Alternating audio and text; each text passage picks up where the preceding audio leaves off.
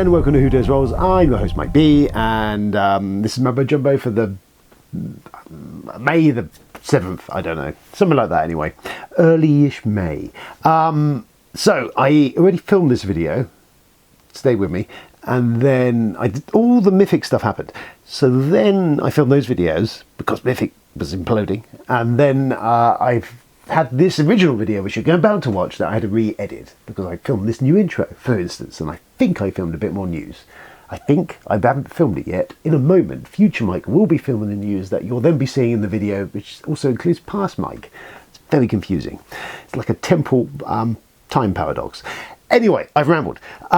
So anyway, hello, welcome to our new subscribers. We've gained a few in the last couple of days. The channel has gone a bit insane. I say insane, in our scales of normality, it has gone insane. I've received thousands of views in the last few days. I mean, in the standard things to any normal giant YouTube channel, then we are merely a blip, just like a fart in a jacuzzi in comparison to their shenanigans they do.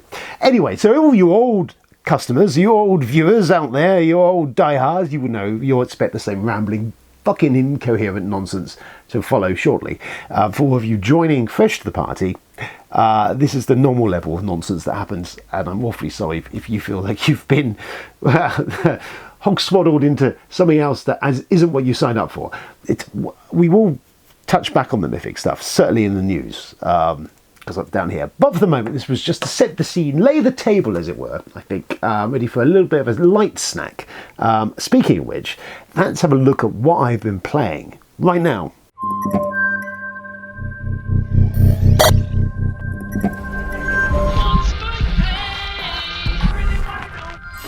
Played.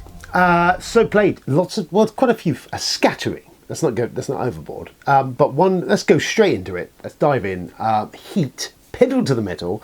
A beloved darling of the Facebooker groups, and I see it all over this. War Game Trading in chat.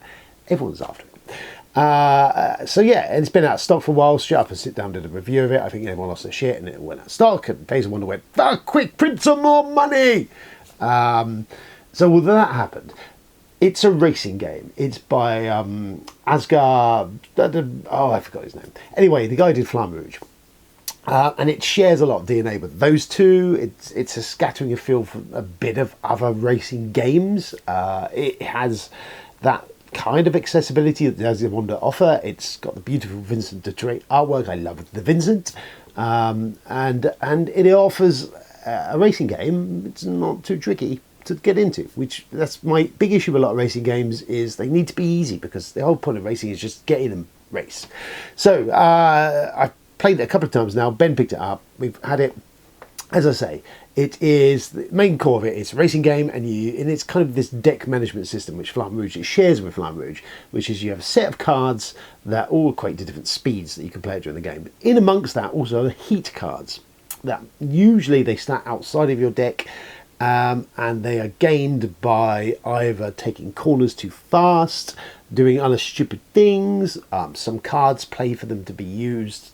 And essentially you have a deck of cards. You have the heat cards in the centre pile, and then you have discard deck. And as you do stuff to use these heat cards, they get burnt out of this one pile into your discard deck, then cycle back round, and then they essentially trash in your hand.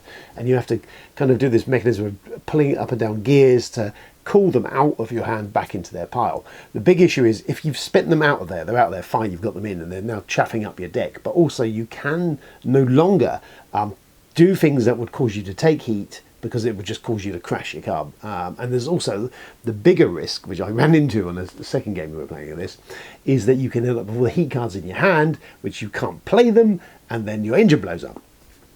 So that's it. So the core thing is you've kind of got this card management system going on. You can play it kind of comes with a lot of modules in the game, which we have dug into. We've started playing a championship, and you can play a championship, and it kind of rolls from match to match to match, and you have various extra cards that get part, and you kind of customize your deck with this big wad of like mechanical engine parts that deal out like a shop, a draft, and then you take them, and over a period of the races you add them to your deck to sort of customize how it all works, and some of these will allow you to draw more cards, some allow you to get rid of heat, some of them allow you to do things before heat to boost you, or get around corners, or do stuff, or do other things, yada yada yada yada. I enjoy it. Is it as brilliant and as fantastic as everyone is losing their shit over it? Probably not, but it's as solid. It's a solid racing game. I do like the card play. I mean, Downforce is one that my various groups have enjoyed immensely over time, and it has that sweet spot of being very easy. You play a card to do stuff. This is a step up from that, more sort of in the territory of Formula D and Flamme Rouge. And I think it's a nice kind of point. It's clearly they're going to bring some more expansions now, because I think the box has space for it. I think you can play up to 8, I think, in the base game, which is pretty cool. You can add solo play. I think you can add AI races, which we've not touched any of that into it. We've just played the 4 and 5 player games. Yeah, so anyway, yeah, so that's it, cool. So the championship have said, yes, you get that, you get sponsorship, you get other cards come in that you can use, you get different things on the board and modify either weather conditions or press, which you do certain things in front of the press to get extra cool. These sponsorship cards, which are like one play, cool, powerful things. The art looks fantastic. The iconography, once you know what you're doing, is fine.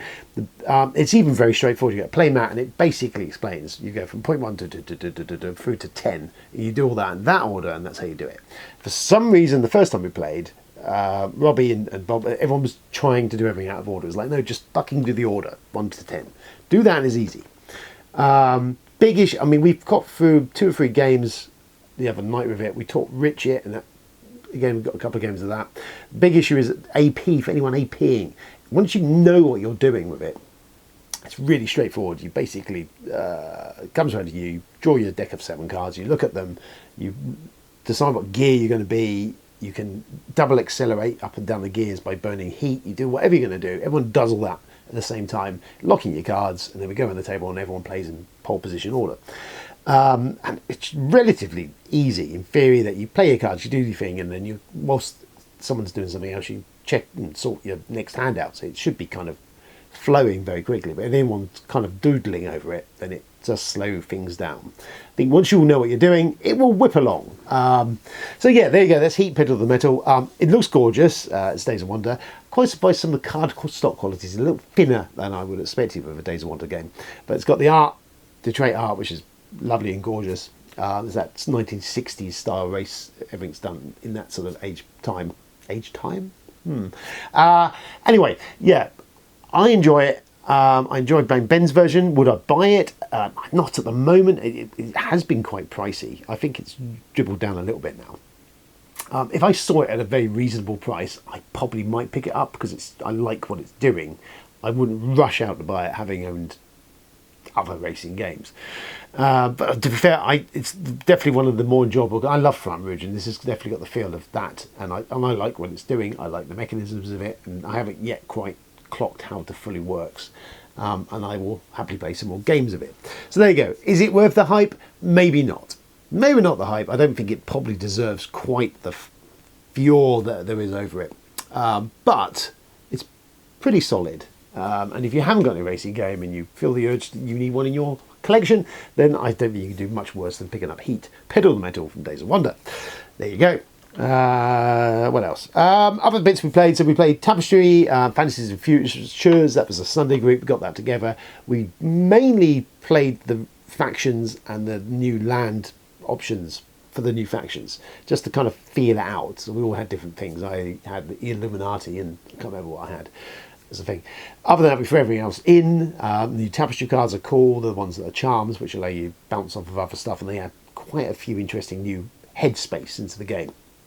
And generally all the new factions had headspace. They're definitely for people who've played a lot of Tapestry. So we did find on the Sunday crowd when we did play all the good stuff, new stuff in, it was a little bit like, whoa, because there was a lot new shit happening. But other than that, Tapestry, I enjoy Tapestry. I think that's the final expansion they've said for it.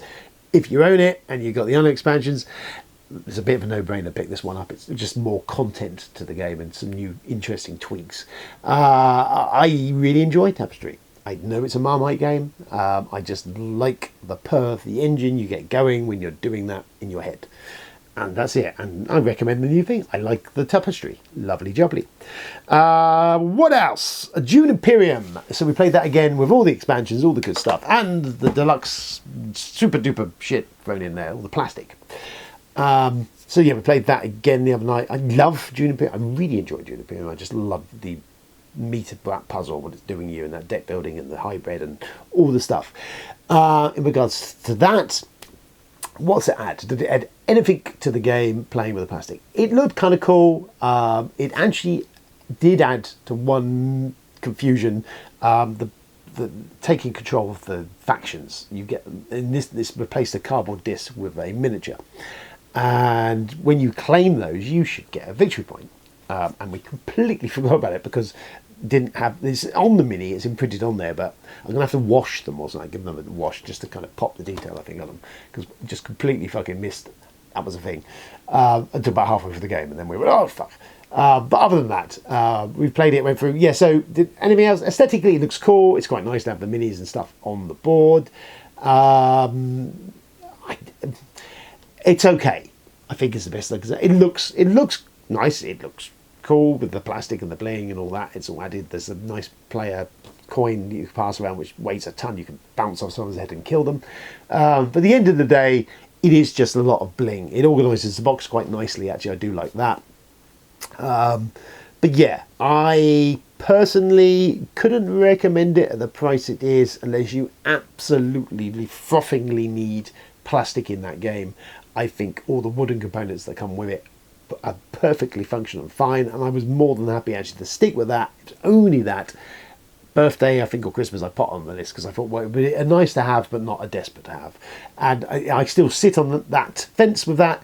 It is a nice to have if you're looking to fill a birthday present possibility and you don't want to splash the cash yourself, then yeah, go for that. If you really enjoy Dune Imperium, it adds some nice plastic crack to it. But yeah, it is not essential. It doesn't add anything else. The organisation is nice. It works quite well. But yeah, it's all right. It's all right, innit? Other than that, we've been playing No Thanks, which has now become a new firm favourite because it's just really easy to play and fun, and I still haven't quite got my head around how best to play it. And we've been playing Fluff and stuff. So there you go. That's it. Yeah. So there it is for you to digest in your leisure. Well, you can watch it all and then go, oh yeah, he did that. News, I guess.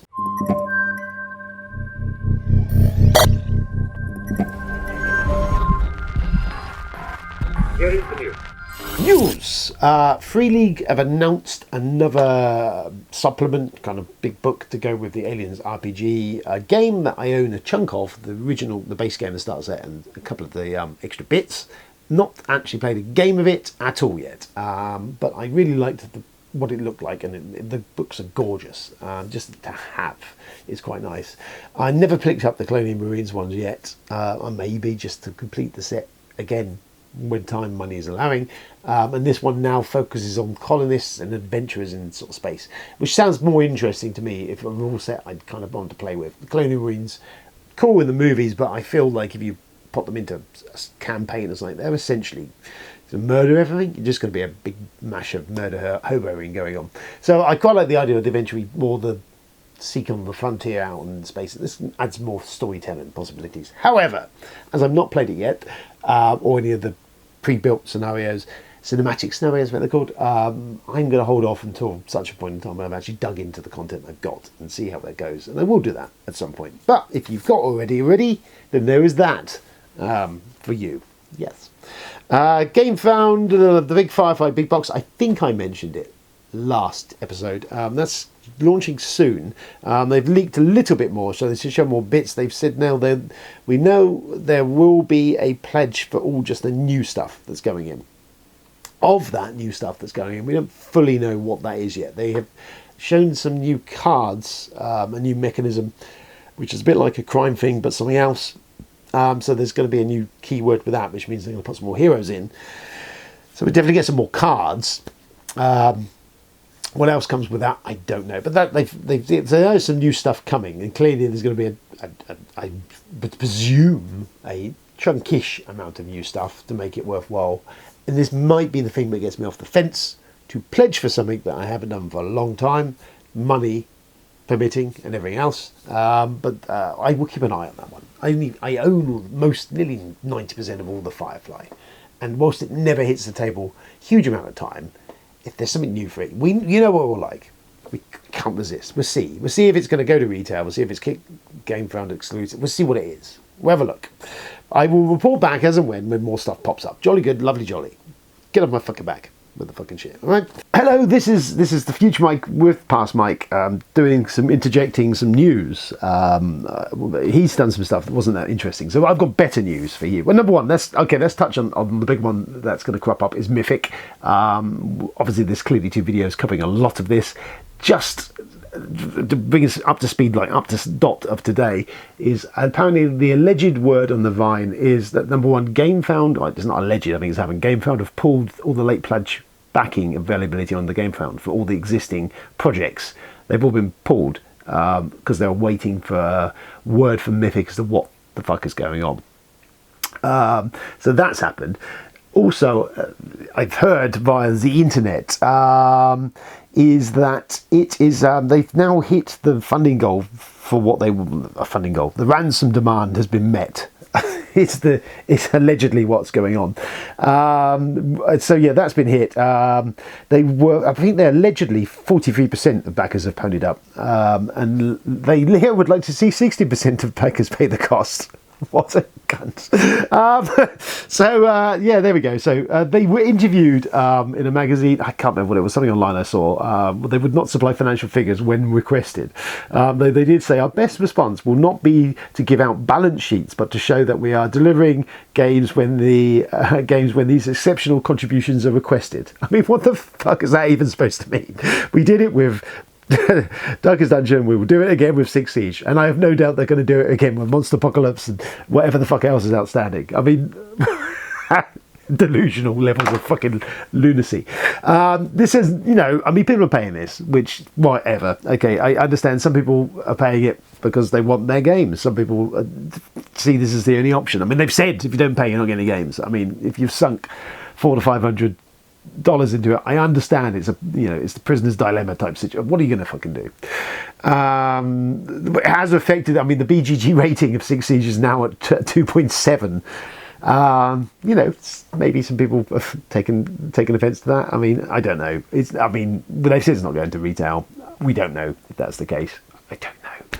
But there we go. I think that's putting a pin in it for the minute until probably October, I suspect. We'll see how that goes. Yes, there was also the Board Game Geek awards thingy happened, which I did look at briefly, and then most of it I just went, I have not played that. I don't know what that is. I saw Cat in the Box or something has got a couple of things. It was okay. I was trying to think if there was anything I've actually played. Heat was in there. Heat's a game was played, and something else that popped up at me that I went, oh, that's nice. Which is now Dune Imperium. Run a couple for the expansions. Rise of X was in there, I think, and some, which is good. That was about the only thing I saw. I have that, played that. I totally agree with that.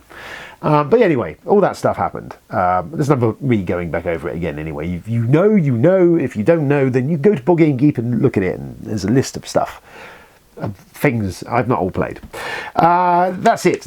Other news. Firefly is coming in a big box back to GameFound. They've now announced another little bit. There's this expansion-y bit that's coming in. It's been designed by George Krabuski and Joe Kepler, who have been very active making fan expansions on Board Game Geek. So they are behind this apparently, which is kind of cool.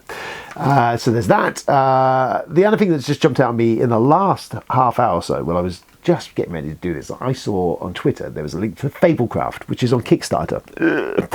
Now, I'm not one for recommending stuff on Kickstarter. I'm not entirely sure I'm recommending this at the moment. I haven't backed it yet, but I did look at it, and it kind of is fascinating in how this could open up RPG even further to even more people. It is essentially a platform where you play RPG on it, but it's all kind of done like a video game. So all the fights are kind of have graphical interfaces. There's stuff up throughout the story. The story's thing. Now the only downside of this, to a certain extent, is a bit kind of restricted, because you're only playing within the platform what they've got and their adventures to start with.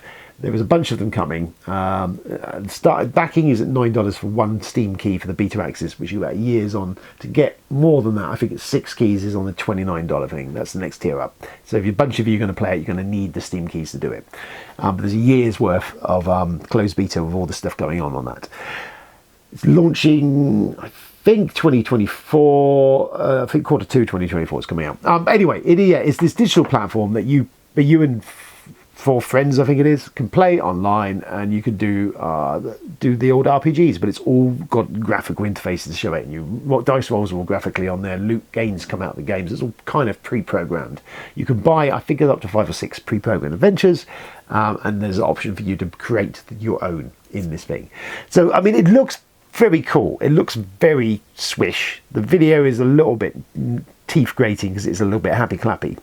A little bit, but it's an advert. But I mean, it does show off kind of what is potentially possible. It does look very cool. It's a very Hearthstone-y vibe to it, to a point.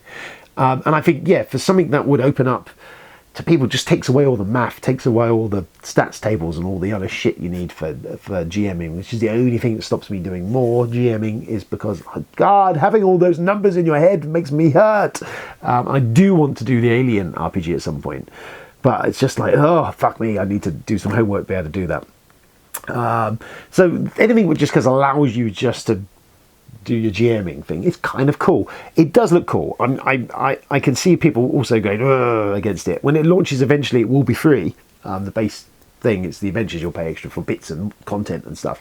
I mean, it's a novel idea. I see the monetization in it. It's a genius move to a point. I think the only things I can see against it, it is set in their RPG universe, so it's their thing, their lore, their stuff. I mean, potentially down the road, maybe you can homebrew more stuff. They're going to have like a internal shop which people can sell their own adventures and stuff, and bits and assets and stuff that you create, which is kind of cool.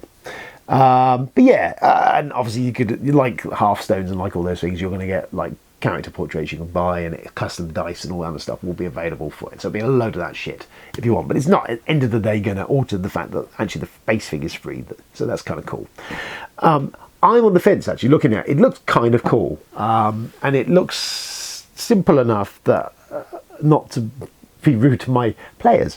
But I think the guys who aren't big RPGers could potentially be coaxed into doing it. And it's something I could video, which would be kind of amusing, and stuff. So that it's there. It's kind of it's settling on top of my brain. Also reminds me of a Steam game I picked up the other day that very much reminds me of the King's Dilemma, but it's not that, and it's called the King's something or other, the King's Crown of Crusty Goodness.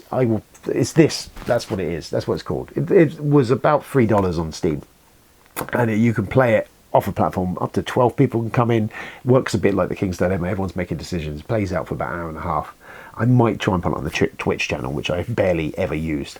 But that's the other thing. Anyway, this new inserted rules news thing is overblowing things. It's all going on too long.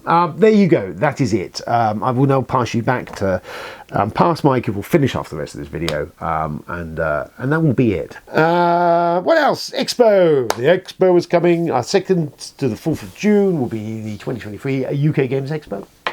It's in its yeah, I don't even know what it is now. I've been going for 8, 9, 10, I don't know, is it 10 years already? Fuck me, that's going to make me feel old if it is. But yeah, big one's coming up. I will be there. I mainly will be sauntering around the aisles, looking at stuff. I will pot out a pre-expo video as per normal. I have requested a press pass or two for me to go. I think Jamie and Tony will be going for the Sunday crowd as well. We'll mainly try and get around and look at and play stuff, and I will try and film some stuff and photos and stuff, but I'm not guaranteeing it. You don't come here for the hot news, but I will focus on stuff that I see, if I see it there, which fucking blows my socks up and I really enjoy. I will report back, and if I pick up something, I will also do. Last Expo, I only bought one game, and it was for Isaac, so that was we'll see. Money is tight. So I will be going in just browsing, but we'll see what's around, see what's out there. But yes, I always do enjoy Expo. It is my holiday away from everything else, it is my one nerdy point in the year that I can just pin and just go and do with my buddies and just enjoy that and forget about all the other shit. It's nice. So I do once again look forward to it, the expo. We missed it sadly in those few years of COVID, so it'd be nice to kind of get back to almost some level of normality. That's the word I was looking for. So there's that. Aside from all of that, sweeping that aside, what else I've been up to? Telly stuff I've been watching. Daisy Jones and the Six on Amazon. Very good. It's kind of set in the 70s. Well, it is set in the 70s. Kind of this behind the scenes tour build of an album. It's very good. The cast is good. The songs, it's just good. It's all good. That's sweet spots for me. Based on the book I never read, but yeah, really looks gorgeous. Production well. The cast is really great. And if you're into the 70s rock, I know this is some way linked to Fleetwood Mac and I think Stevie Nicks and all that. I think there is some fact in it, but it's a dramatisation of that. But yeah, really cool, really good. That I've been got into. I've been watching Hunters. I started watching Hunters on Amazon as well, actually, which is Al Pacino in it. I knew a bit of it when it came on. There's a second season now, and I knew it was based vaguely on some sort of factual event of hunting down Nazis in the US. But no, clearly when I watched it, it is totally gaga nuts fucking crazy. It's almost staggering into exploitation fare, killer Nazi of the week type stuff. It's deranged. Pacino in there eating up every bit of scenery you can find. Fairly good cast of other people. Some familiar faces you may know. And Nazis being killed viciously. It's fucking nuts, and it's gloriously so. And I've only watched about 4 or 5 episodes, but I recommend it if you're into watching some Nazis being murdered in inventive and artistic fashion. This is the show for you. I recommend it heartily. So that's that for that. I think I could probably watch other stuff, but fuck it. So there you go. That is this. That is us. I'll drop some other stuff soon. I want to do some other bits of vids, just time allowing. But we'll be doing a bit of that. That's vague as ever. I've still got Charlie's bits to drop as well, and that's it for the minute. I will be back soon. Stay safe out there. Enjoy some games and stuff and yada yada. Enjoy the weekend, the bank holidays. Fucking bank holidays everywhere. I'm loving this. Not in retail now. Fucking long weekends all over the fucking show. Lovely. What a fucking doozy. On that bombshell. Ta-ta. Bye-bye. Oh, one more thing. This is future Mike butting in. Past Mike was just saying goodbye. I forgot what I was going to fucking say. Anyway, goodbye. Have a lovely one. Look after yourself. Stay safe out there. Don't back mythic fucking games.